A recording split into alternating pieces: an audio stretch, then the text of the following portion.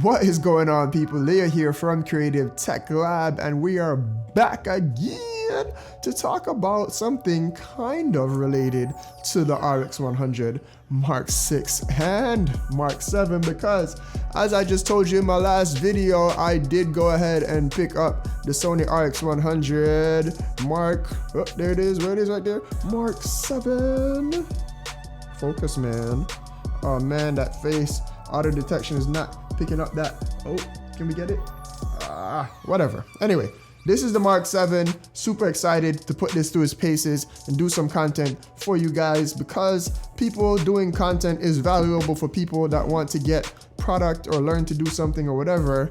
But as you know, aside from just the cameras themselves, I am super into gimbals. So we have the Zhiyun M2 in this box. We're going to do a quick unboxing, maybe a quick balancing, and get it on there. Anyway, the Zhiyun M2. I'm super excited for this gimbal. So I did the hacked Zhiyun Smooth Q. Part of the motivation was obviously price, right? Like, I was just getting into this whole camera thing, $1,200 on a camera, and then for somebody to tell me that to really get smooth cinematic shots, you need to stabilize it. Spending at the time another $500–600 on gimbals, because there just wasn't a wide range of gimbals out. Even up to last year, this time, we had to find a better solution. So for $100 and a couple of little tweaks, I think it was $118, maybe $130 after I kit the entire thing out. The Zhiyun Smooth Q, yes, the old cell phone thing, link up here if you don't know what I'm talking about, to one of my videos. That was my gimbal of choice. Now, again, because we were going to Bali this year and I wanted something that was a little bit more official, something that I could set up a lot quicker, even quicker than I was already getting with the hacked gimbal, I went ahead and got the Weebill Lab gimbal. And that's also because even though that's way heavier, it can manage a way heavier payload than what the RX100 is, I wanted to kind of just be ahead of my purchases, because I know I'm going to get the A7 III. However, this thing here, between this and the Ronin SC, I feel like we have so many more choices in the market. Like, these are two really good setups, and the price points are actually perfect. So let's go ahead and open it up. I had my fancy dancy box cutter. I don't think we need it because B&H Photo has oh, need a little to it. Okay. Oh, we still have tape, Lucy. Oh man, it's not. Oh, I have a thing for perforated edges, by the way. Like, I know it sounds a little bit weird, but it's like, it's something that was meant to be destroyed. I think because as a kid, like, it's always like, don't break that. And then it's like, oh, you could tear that. It's not perfect on the edges, but let's open it up. What do we have there? The Zhiyun Crane M2. They're even calling it a crane. I didn't even know they call it the Crane M2 up until now. Throw box away. Thank you very much. It's the best way to do that.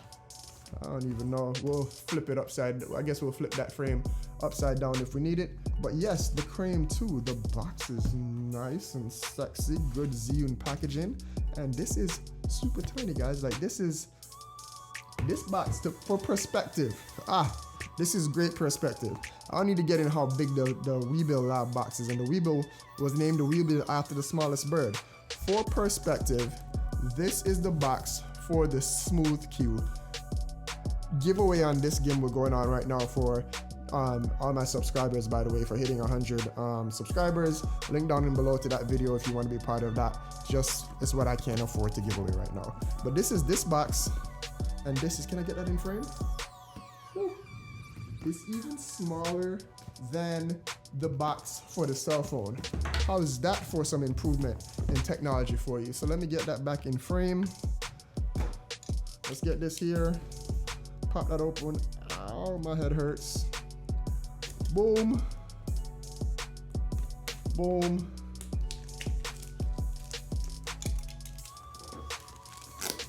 Boom. Plastic.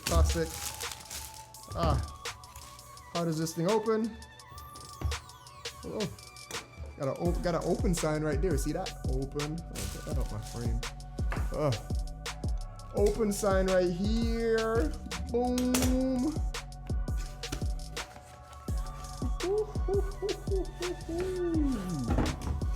So they went with the foam box. This can now get out my frame. Don't lose it because I don't know if I'm keeping it. Probably will keep this though. That's pretty cool. That's pretty small. So this is the size of the case. This is actually pretty spectacular. Again, what it is that I was trying to create the best portable and actually kind of cheap gimbal that I could find. This is the case, and it was also super important to me. This was before locking mechanisms became really important. It was also super important to me that it fit into my bag in the case, and this worked. This worked out, but look at the comparison that I have from the overhead camera here. This versus this, it is a little bit, I don't even know if it's a little bit thicker, like a little bit. This might fit a little bit because it's different, but all right, that's pretty cool. We'll compare that, what the actual gimbal size is like too. Let's go ahead, make sure I get that there. Open it up. Whew. This is it. Whoa, this is it, guys. This is tiny. This is so little. All right, so this is the gimbal. Let's go ahead and give reference again. I don't even remember how much this thing costs. I'm gonna have to look that one up. Look for the thing on here. This might be worth keeping, guys. Again, just last year, however, I don't even feel like it was last year when this thing came out. Just however long ago when this thing out, everybody was talking about how small it was, like this little awkward there. But look at it's so teeny tiny. Oh, and it feels really great in the hand. And it looks like we have, yes, we have locking mechanisms on all this here. So you could just stick this in the bag, people. Like, there's Zhiyun. There's somebody from Zhiyun. Please, like, if you put out another gimbal, call me, hit me up. Message me on Instagram, do something. I'll put you up on the page. I'll put you up on YouTube. I would have done an extensive review on this on the Mark VI while it was rare in Singapore and Bali. This would have been perfect. Like, this was great. This worked. This fit in my bag. I already did, again, link up here. I already did a review on it about just specifically the one or two little quirks that I had with it working with the RX100. But this would have been perfecter. And I know that's not a word, but that's the way I feel right now. This is amazing. Look how tiny it is. My head's not that big. Anyway, other things that are in the box. So this is, what's this? Is this a wrist strap?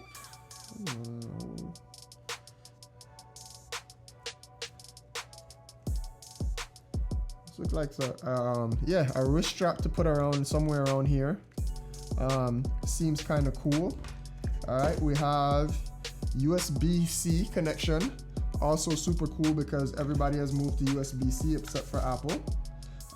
We have a cell phone clamp connector. So I believe it has wireless image transmission as well, which is like you're getting pro-grade features into this little thing. I guess they don't care because this isn't gonna cannibalize anything here. What's this? This looks like a screw to help screw something in. I'm not sure what that screws in. We'll look into that later. We have some, how do you say this? Is this cellular gel, or however you say that? And what's this here? This is a plate for something. I don't know what this is. I'm gonna have to look that up and let you know. Maybe I'll look some of these things up and then say. And then most importantly, we have, oh look at this, is so teeny tiny as well too. You guys can tell I'm super excited. So this is what we have here. I'm gonna have to stack these up and just do a little comparison. I'll come behind the camera and then I'll move the camera and show you what these things look like. But for reference, this is the, let's get them. This is the Weebill Lab versus the Crane M2. This is insane. insane how small and how cool this thing is. I am going to do some reviews. So the thing that I'm most curious about is putting the RX100 onto it. I think that plate is the plate to put it on. So I'm gonna put this onto this and then see how that kind of works out. We even have a front screen on there. We have everything that we need for go mode on here, go up and down. So that's pretty cool. This is just the unboxing. What I'm going to do is, once I get everything that I need, it's raining outside right now, so I can't take it outside, but I will do a vlogging test, even though I don't necessarily vlog. I know a lot of you are looking to the Sony RX100 Mark VII, and then it's interesting because some people with the in-body image stabilization, say that 4 times fast.